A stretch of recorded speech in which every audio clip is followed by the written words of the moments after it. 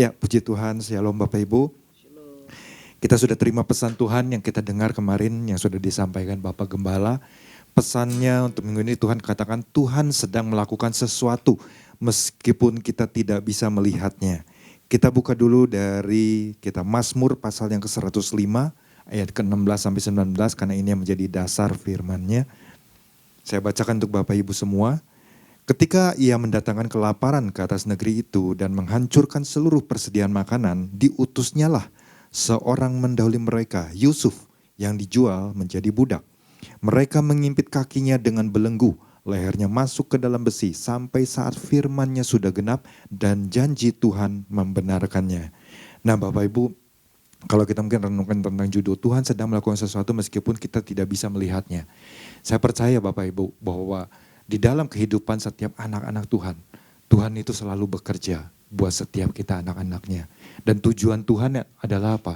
Kalau kita selalu ingat akan firman Tuhan di dalam Roma pasal yang ke-8. Ya, dikatakan sekarang aku tahu bahwa Tuhan turut bekerja dalam segala perkara. Artinya segala masalah perkara yang kita hadapi, Tuhan itu turut bekerja. Tujuannya adalah apa? Untuk mendatangkan kebaikan. Namun sayangnya, sebagai orang percaya seringkali apa yang mungkin kita sedang jalani, apa yang sedang kita alami, kita kadang-kadang merasa Tuhan gak ada. Kita merasa Tuhan seperti meninggalkan kita. Tuhan gak melakukan apa-apa. Sampai akhirnya kita punya punya satu pemikiran bahwa ternyata Tuhan nggak lagi sayang terhadap diri si orang percaya tersebut. Ya, itu sering kali terjadi. Ya, buat setiap orang-orang percaya. Tapi lewat pesannya ini kita harusnya kita belajar sesuatu. Kalau dari apa yang sudah diuraikan, disampaikan oleh Bapak Gembala tentang bagaimana ini kan seorang Yusuf, bukan tentang perjalanan hidupnya dari seorang Yusuf, tapi bagaimana kisahnya Tuhan, ya, di mana Tuhan punya rencana untuk keselamatan sebuah bangsa. Tuhan pakai seorang yang namanya Yusuf menjadi aktor di dalamnya. Untuk apa? Untuk menggenapi rencana Tuhan. Ya. Nah, kita baca dulu pesan Tuhan, ya, inti pesan Tuhannya dikatakan begini. Mungkin perjalanan yang sedang kita jalani di dalam mengiring Tuhan tidak semudah yang kita bayangkan. Ya, sebagaimana mungkin Yusuf, ya, ketika dia menjalani itu tidaklah mudah. Ya. Melalui pesannya ini Tuhan sedang menyampaikan bahwa ada tangan Tuhan yang tidak terlihat, yang sedang bekerja di balik semua yang sedang kita jalani, yang seringkali kita tidak menyadari. Untuk apa? Untuk membawa kita kepada rencananya yang luar biasa. Namun Tuhan, ya, dalam membawa rencana penyelamatan Tuhan ini, jangan sampai akhirnya menjadi sulit dan jadi berputar-putar. Akibat apa? Akibat reaksi yang salah dari kita sebagai orang percaya. Ya. Nah, saya ingat dulu waktu beberapa tahun lalu waktu istri saya sakit, ya, waktu ada pengecekan secara rutinitas, misalnya sebulan sekali kita harus balik ke Singapura untuk cek. Sampai satu saat tiba-tiba dari bagian sekretaris dokternya itu kasih WA ke saya. Nanti setelah pemeriksaan kamu ke sini, besoknya harus datang ke dokter ini gitu. Wah, di situ kan saya cukup kaget. Ada apa ya? Biasanya udah sekian bulan nggak pernah ada tuh WA seperti ini.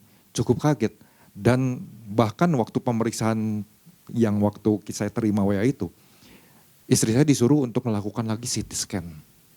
CT scan itu kan biasanya nama pasien itu dia minum satu cairan yang membuat tubuhnya itu panas seperti terbakar supaya waktu dimasukkan ke mesin itu tuh bisa terlihat segala sesuatunya. Ya.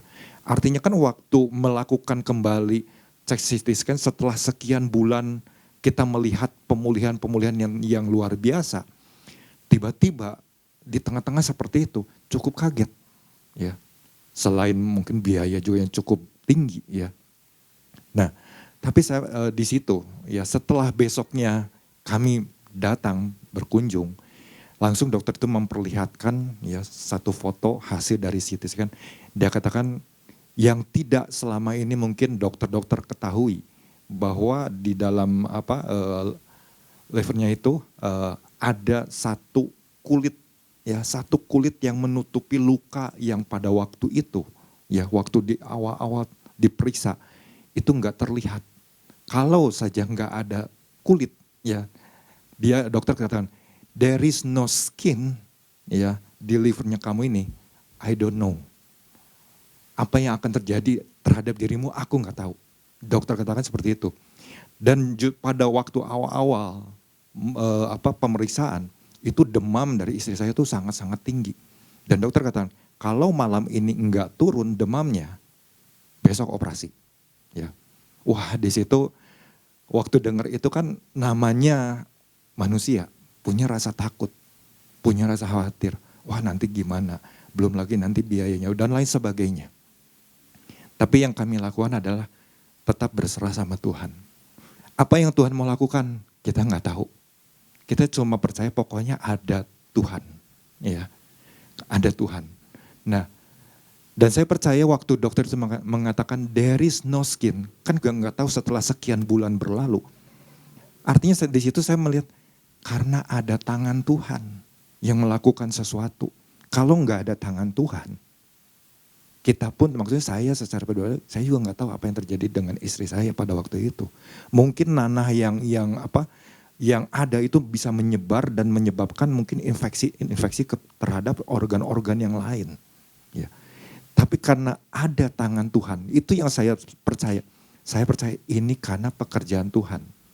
Dan kami katakan, Dok, itu adalah pekerjaannya Tuhan. Ya, dia bilang. Itu adalah mujizat buat kamu. Ya. Nah, ini yang mari kita sama-sama belajar, ya, dari apa yang dialami oleh seorang Yusuf.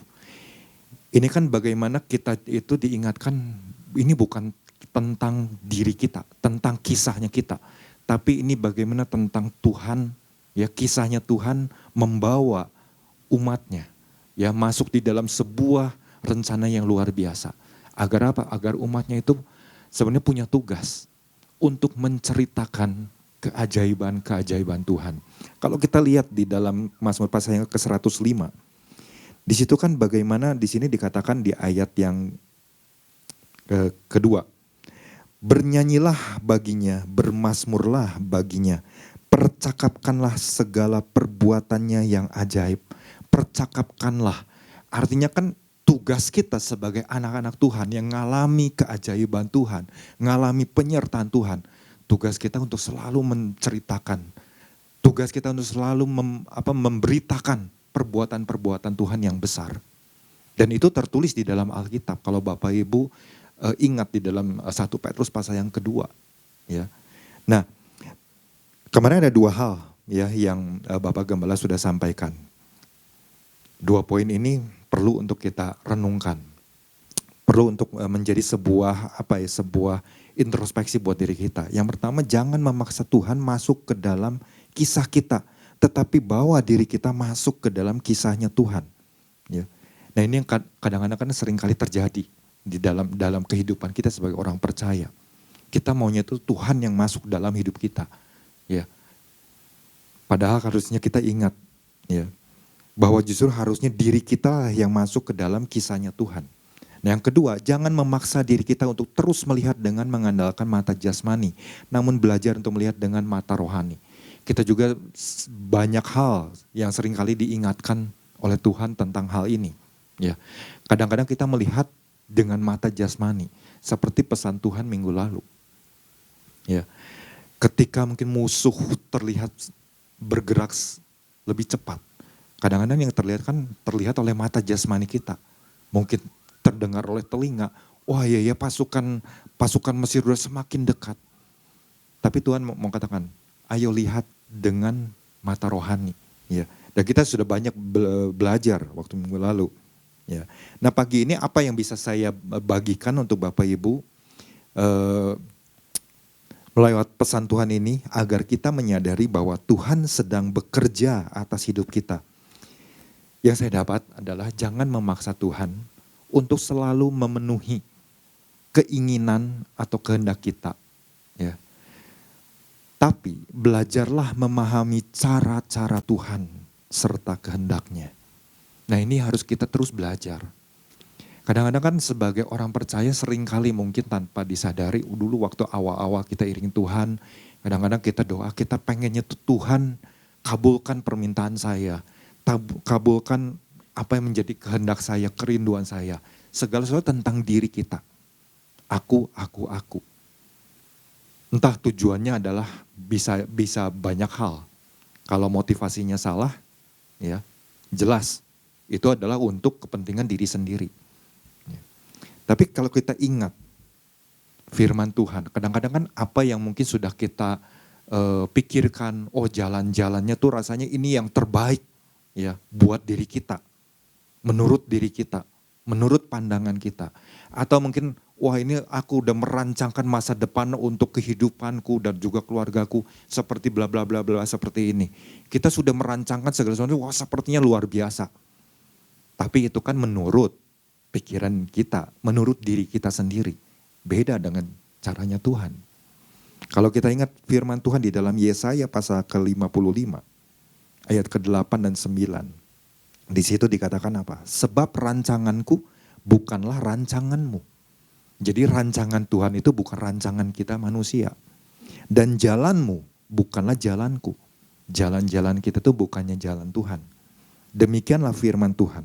Seperti tingginya langit dari bumi, demikianlah tingginya jalanku dari jalanmu dan rancanganku dari rancanganmu.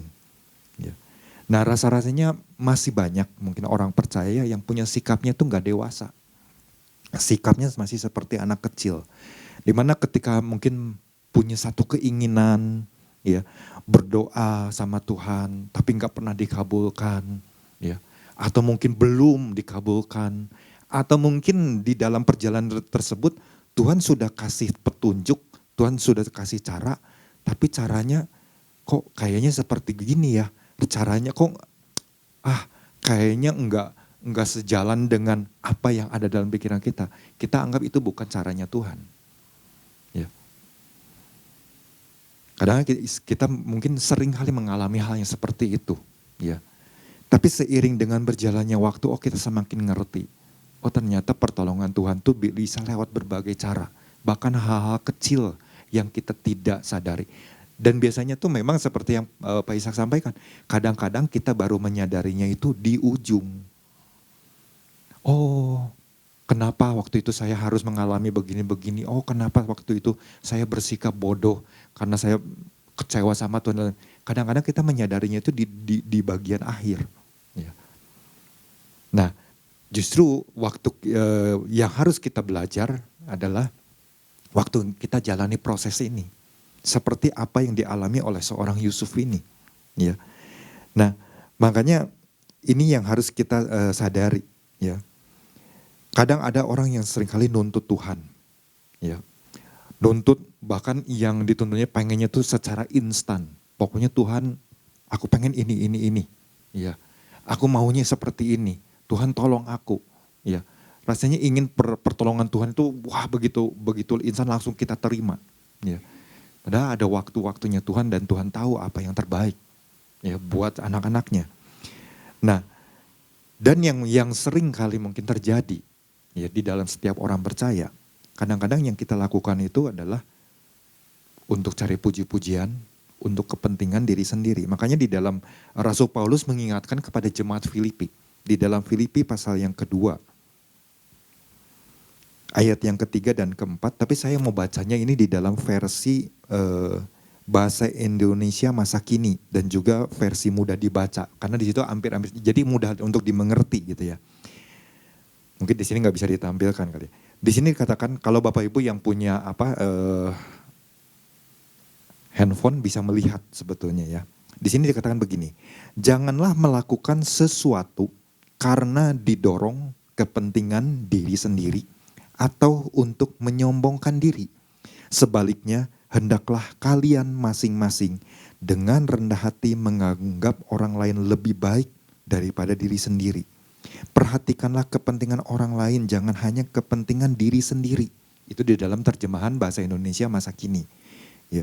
Di dalam terjemahan versi mudah dibaca, Di sini dikatakan gini, jika kamu melakukan sesuatu, janganlah mencari kepentinganmu sendiri atau untuk kebanggaanmu sendiri. Sebaliknya, rendahkanlah dirimu dengan menganggap orang lain lebih penting daripada dirimu sendiri. Janganlah kamu memikirkan kepentinganmu sendiri, tetapi pikirkanlah juga kepentingan orang lain.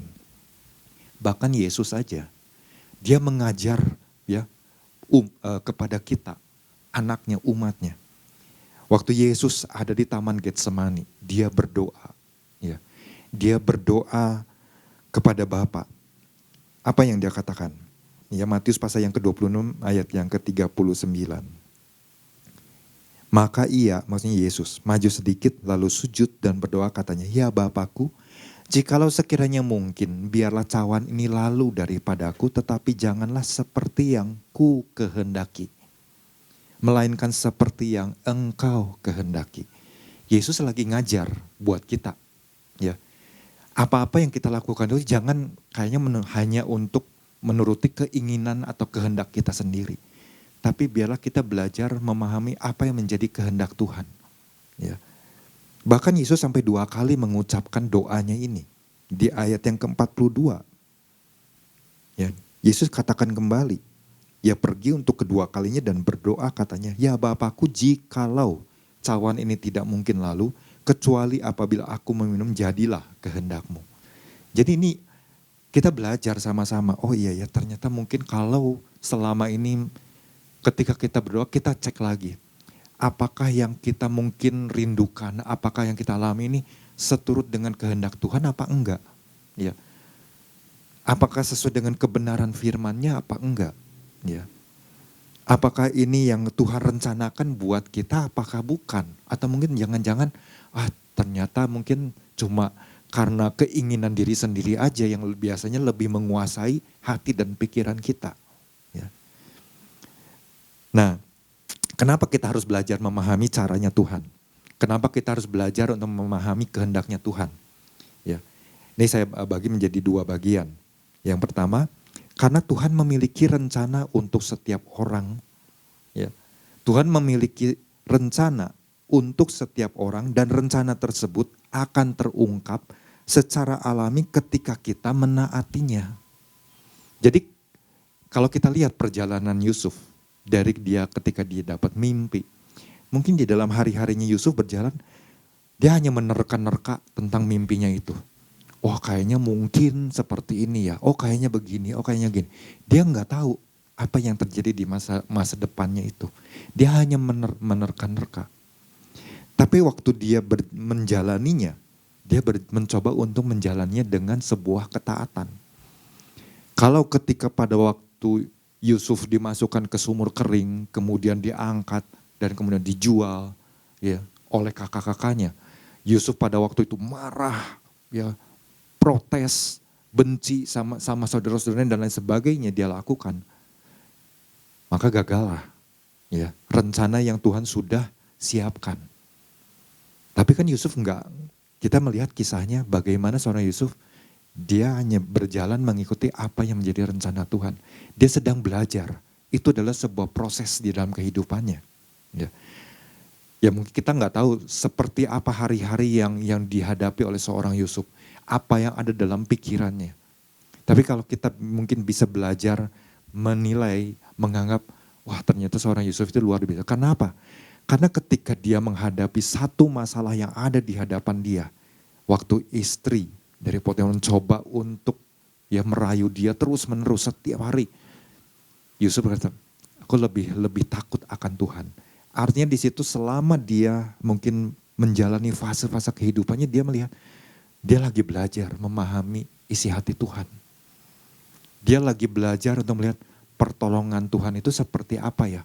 Oh, waktu aku ada di sumur kemudian aku bisa keluar, itu adalah salah satu cara Tuhan. Waktu mungkin saudara-saudaraku menjual aku, itu juga mungkin sebuah cara Tuhan. Dia perhatikan baik-baik di setiap fasenya. Makanya waktu terakhir, kemarin saudara Marun di dalam doa pengurapan juga sempat membahasnya. Waktu di dalam Kejadian pasal 45, ya kemarin di dalam doa pengurapan. Dia kata, tetapi ayat yang kelima, tetapi sekarang janganlah bersusah hati dan janganlah menyesali diri. Itu kalau seorang Yusuf, dia enggak mengalami lebih dulu, ya. Mungkin di dalam kehidupannya pada waktu mungkin dia menyesali dirinya, dia mengutuk mungkin saudara-saudaranya, itu enggak akan terjadi. Tapi karena ini dikatakan yang luar biasa, janganlah bersusah hati, janganlah menyesali diri, karena kamu menjual aku ke sini sebab untuk memelihara kehidupanlah Allah menyuruh aku mendahului kamu.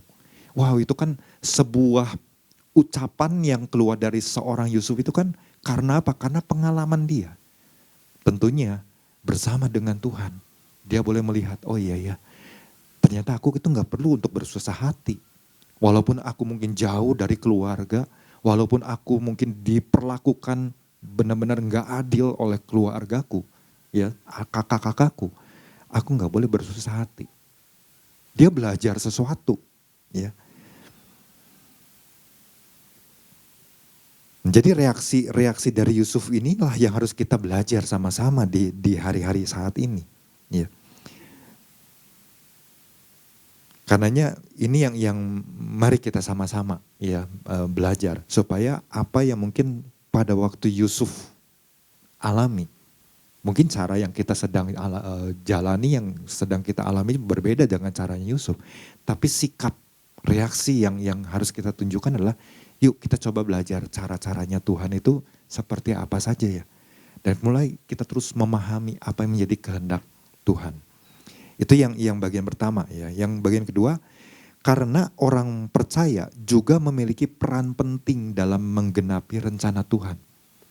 Jadi kalau Tuhan punya rencana untuk setiap orang ya, dan rencana itu terungkap secara alami ketika kita menaatinya, kita bisa melihat kan perjalanan Yusuf. Waktu dia belajar untuk menaatinya, lama-kelamaan dia semakin jelas. Oh ternyata mimpi yang Tuhan itu berikan di waktu dia masih bersama-sama dengan keluarganya, ternyata semakin jelas, semakin jelas, semakin jelas. Dan itulah yang menuntun dia. Ya.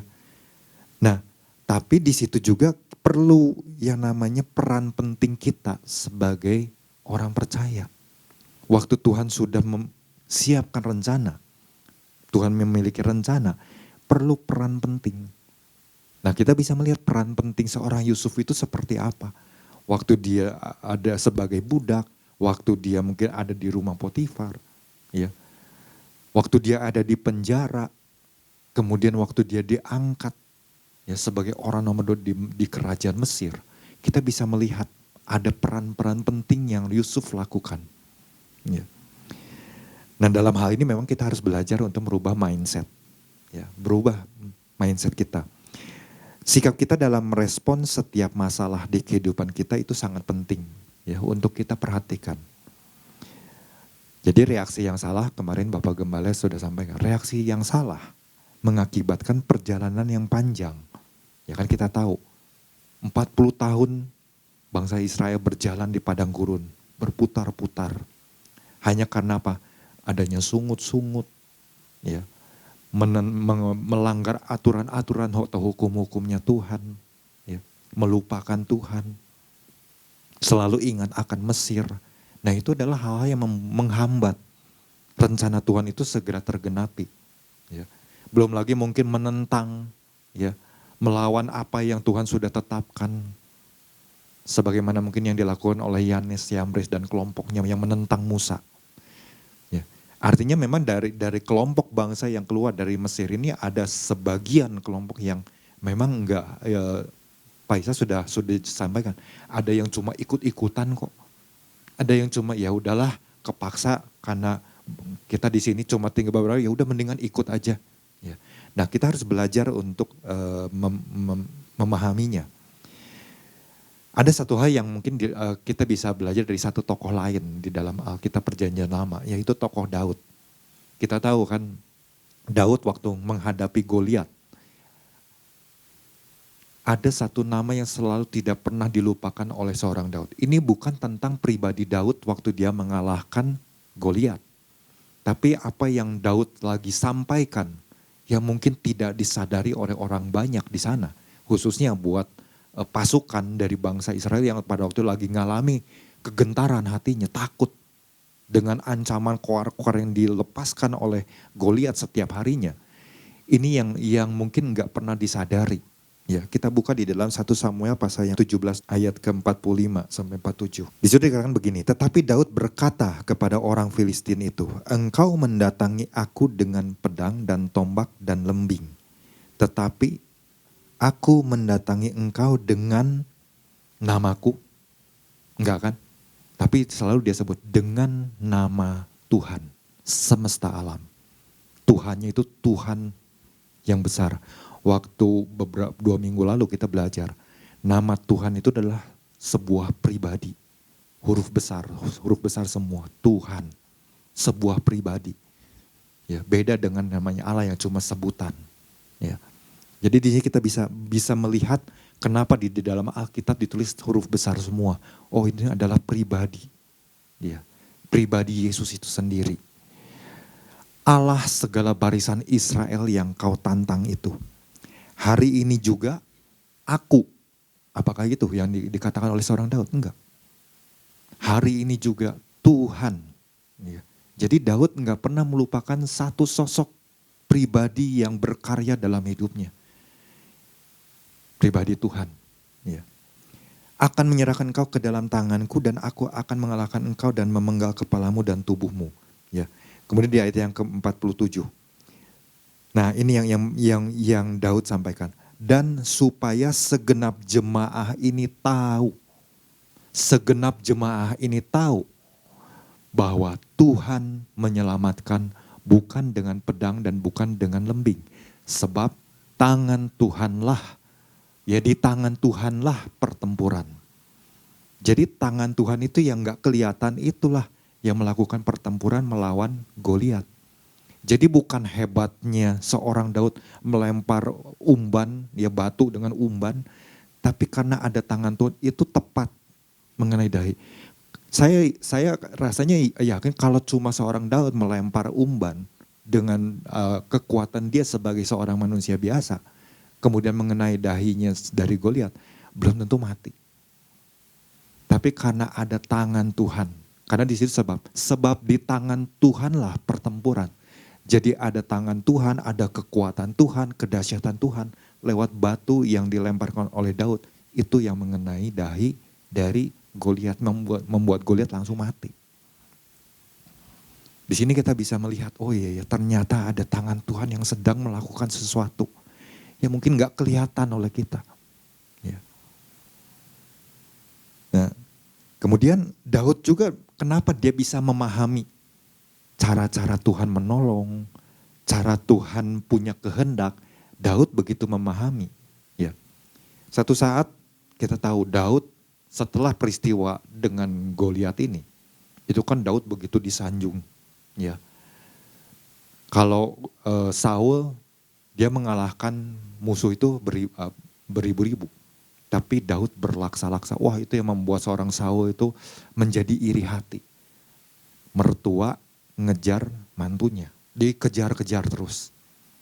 Sampai satu titik ketika ada di gua, Daud punya kesempatan untuk membunuh Saul, membunuh mertuanya. Apakah Daud kalau dia menjadi orang yang tidak memahami ya apa yang menjadi kehendak Tuhan, mungkin dia bisa lakukan itu. Tapi karena Daud tahu cara Tuhan waktu tolong dia, membebaskan dia dari kejaran musuh-musuh, dari kejaran mertuanya, Daud semakin paham, orang ini gak boleh dibunuh. Sedangkan orang-orang yang menjadi pengikut Daud, wah terus kasih semangat. Udah Daud, ini waktunya kamu, ini kesempatan kamu. Tuhan udah bekerja lewat kamu. Ya. Orang-orang kan seperti itu kadang-kadang kan, oh iya ya mungkin kalau seorang Daud gak memahami apa yang menjadi kehendak Tuhan, wah Daud bisa-bisa melakukan hal tersebut. Iya ya ini kesempatan aku untuk bunuh Saul. Tapi Daud gak lakukan itu. Karena apa? Kalau kita baca di dalam 1 Samuel pasal yang ke-24. Saya baca dari ayat yang ke-9 ya. Atau mungkin ke-8. Karena di situ ada 2 ini. Kemudian bangunlah Daud, ia keluar dari dalam gua itu dan berseru kepada Saul dari belakang. Katanya, Tuanku Raja. Saul menoleh ke belakang. Lalu Daud berlutut dengan mukanya ke tanah dan sujud menyembah. Ini orang lagi dikejar-kejar, dia sujud di hadapan Raja Saul yang adalah mertuanya. Lalu berkatalah Daud kepada Saul, mengapa engkau mendengarkan perkataan orang-orang yang mengatakan sesungguhnya Daud mengikhtiarkan celakamu. Ketahuilah pada hari ini matamu sendiri melihat bahwa Tuhan sekarang menyerahkan engkau ke dalam tanganku dalam gua itu. Ya. Bagaimana pribadi Daud selalu menyertakan satu nama, satu pribadi yang namanya Tuhan. Jadi dia lagi menyampaikan, ini adalah perbuatannya Tuhan. Ini bukannya perbuatan aku dipertemukan dengan engkau di dalam gua ini. Ya. Tapi ini karena tangan Tuhan. Ya. Ada orang yang telah menyuruh aku membunuh engkau, tetapi aku merasa sayang kepadamu karena pikirku aku tidak akan menjamah tuanku itu, sebab dialah orang yang diurapi Tuhan. Ini Daud sangat-sangat memahami orang yang diurapi Tuhan, ini gak boleh diusik. Makanya kalau kita lihat, kita kembali ke dalam Mazmur pasal yang ke-105. Ayat yang ke-15 ya kalau gak salah. Ya, ayat yang ke-15. Di situ dikatakan apa? Jangan mengusik orang-orang yang kuurapi dan jangan berbuat jahat kepada nabi-nabiku. Nah, Daud tuh begitu memahami apa yang dikatakan jangan mengusik orang-orang yang kuurapi. Daud sendiri dia sadar dia adalah orang yang diurapi oleh Nabi Samuel. Makanya kenapa waktu dia dengar waktu Goliat berkoar-koar, dia tahu ini adalah peran penting dia untuk menggenapi rencana Tuhan. Ya. Untuk melihat bagaimana Tuhan yang dia sembah itu berkarya dalam hidupnya. Sehingga orang-orang bisa melihat, bukan melihat kepada dirinya Daud, tapi supaya orang-orang kembali sadar, melihat kepada Tuhan. Ya. Yang menyertai bangsa Israel, yang mungkin sudah terlupakan. Ya. Nah, sampai kemudian bagaimana di sini dikatakan, kita lompat aja ke ayat, kembali ke 1 Samuel pasal yang ke-24 tadi. Ya. Ayat yang ke-12 atau ke-13. Ya. Di situ dikatakan, Tuhan kiranya menjadi hakim di antara aku dan engkau. Selalu Daud bawa satu nama. Tuhan kiranya membalaskan aku kepadamu, tetapi tanganku tidak akan memukul engkau. Jadi bukan karena tangan Daud yang memukul mungkin Saul, tapi ada tangan Tuhan. Nah, ini yang luar biasanya buat seorang pribadi yang namanya Daud. Sebenarnya pada saat itu Daud itu lagi mengingatkan kepada Raja Saul. Raja Saul mertuanya sendiri. Ya. Mungkin dia panggil ayah mertua, ingat loh ada tangan Tuhan. Ya, ada tangan Tuhan yang lagi bekerja, yang gak terlihat.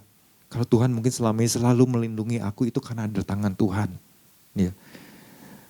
Dan demikian juga mungkin Saul tuh lagi diingatkan. Demikian juga mungkin buat seorang engkau, Saul sebagai raja. Karena engkau adalah orang yang diurapi. Tangan Tuhan itu lagi bekerja supaya engkau tuh kembali mungkin kepada cara pikir yang benar. Kurang lebih mungkin seperti itulah kalau dibuat dramatisnya. Ya, seperti itu. Nah, makanya di sini kita belajar sesuatu. Ya, ada dua hal tadi yang sudah disampaikan. Karena apa? Karena Tuhan memiliki rencana, ya. Dan rencana itu akan mulai terlihat ketika kita belajar menaatinya. Yang kedua, karena ada peran penting, ya, peran penting yang harus kita lakukan. Nah, lalu gimana, ya, bagaimana caranya, ya, agar kita benar-benar bisa melakukan hal ini. Jadi untuk dapat memahami caranya Tuhan serta kehendaknya, pasti ada hal yang bisa kita lakukan, ya. Dan cara yang kita lakukan ini Tuhan gak pernah kasih yang sulit-sulit untuk kita lakukan. Caranya begitu sangat-sangat mudah. Kita kembali ke dalam Mazmur pasal ke-105. Ini juga Bapak Gemala sudah sampaikan ini. Ayat yang keempat. Carilah Tuhan dan kekuatannya, carilah wajahnya selalu. Nah, yang perlu kita renungkan sebagai orang percaya. Apakah kita selalu cari Tuhan selalu, setiap saat, setiap waktu? Ataukah kita mungkin cari Tuhan kalau lagi saat butuh? Lagi kepepet, lagi mungkin dalam satu titik rendah baru cari Tuhan. Atau mungkin waktu dalam kondisi lemah baru cari Tuhan. Ya. Kadang-kadang kebanyakan masih banyak orang percaya seperti itu. Cari Tuhan itu kalau udah kondisinya udah benar-benar ada di dalam titik terendah. Padahal yang Tuhan mau tuh cari Tuhan itu bukan yang seperti itu. Cari Tuhan tuh setiap waktu. Baik pada saat kita ada di bawah, saat kita mungkin mulai naik, saat kita lagi diangkat, atau mungkin saat kita ada di posisi yang tertinggi. Jangan lupa untuk selalu cari Tuhan. Kuncinya cuma itu, datang sama Tuhan, ya, cari Tuhan. Karena waktu cari Tuhan, yang pertama kita dapat kekuatannya. Yang kedua adalah apa? Kalau kita baca di dalam Amos pasal yang ke-5, itu cari Tuhan itu benar-benar menjadi sesuatu yang luar biasa. Ayat yang keempat, sebab beginilah firman Tuhan kepada kaum Israel, carilah aku maka kamu akan hidup. Yang kedua, kalau waktu kita cari Tuhan, kita akan hidup. Bukan saja kita dapat kekuatan, tapi kita dapat hidup. Untuk apa? Untuk menikmati janji-janjinya Tuhan. Menikmati perkara-perkara, melihat perkara-perkara yang Tuhan mau lakukan lewat kehidupan kita anak-anaknya. Wow, itu luar biasa. Dan ini adalah tugas kita. Ya. Berapa banyak mungkin masih banyak orang yang kadang-kadang waktu dia menyampaikan sesuatu bukan bercerita tentang pribadinya Tuhan, tapi lebih kepada dirinya sendiri. Ya. Nah ini yang mungkin harus kita belajar untuk merubah mindset. Perjalanan hidup kita biarlah kita sendiri yang ngalami, ya kita boleh melihat. Tapi yang harus kita selalu besarkan adalah nama Tuhan. Ya. Nama Tuhan yang benar-benar ada di yang tidak terlihat, itulah yang harus selalu kita ceritakan. Sebagai ayat yang terakhir, 1 Petrus pasal yang kedua. Ayat yang ke-9 dan ke-10, ini yang sudah saya sebutkan di awal tadi. Tetapi kamulah bangsa yang terpilih, imamat yang rajani, bangsa yang kudus, umat kepunyaan Allah sendiri. Nah ini yang menjadi penekanannya. Supaya kamu memberitakan perbuatan-perbuatan yang besar dari Dia, yang telah memanggil kamu keluar dari kegelapan kepada terangnya yang ajaib. Kamu yang dahulu bukan umat Allah, tetapi yang sekarang telah menjadi umatnya, yang dahulu tidak dikasihani, tetapi yang sekarang telah beroleh belas kasihan. Ini yang harus kita lakukan. Ya. Supaya kamu memberitakan perbuatan-perbuatan yang besar dari Dia. Nah makanya kan di Mazmur itu kan udah jelas. Ingatlah, ayat yang ke-5, ingatlah perbuatan-perbuatan ajaib yang dilakukannya, mujizat-mujizatnya, dan penghukuman-penghukuman yang diucapkannya. Ya. Ini kan bagaimana kalau Bapak Ibu baca, judul perikopnya udah jelas, puji-pujian atas segala perbuatan Allah di masa lampau. Ya, mereka menyanyikan tentang perbuatan-perbuatan Tuhan yang dahsyat. Nah itulah juga yang harus kita lakukan di dalam kehidupan kita sehari-hari. Ya, menceritakan bagaimana perbuatan-perbuatan Tuhan. Bukan karena kehebatannya kita, tapi karena hebatnya Tuhan yang ada di dalam kita. Karenanya mari jemaat Tuhan, ini yang bisa saya sharingkan, kita harus selalu ingat perbuatan-perbuatan Tuhan yang sudah Tuhan lakukan dalam kehidupan kita dan sudah selayaknya kita terus percakapkan. Ya, kita sampaikan kepada orang-orang di luar sana yang mungkin masih mencari-cari tentang keselamatan. Nah, kita adalah duta-dutanya kerajaan surga.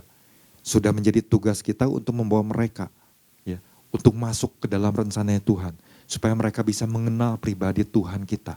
Supaya bisa dari mulut mereka, mereka mengaku bahwa Tuhan Yesus Kristus, Dia adalah Raja, Dia adalah Juru Selamat bagi mereka-mereka yang masih belum mengenal Tuhan. Tuhan Yesus memberkati.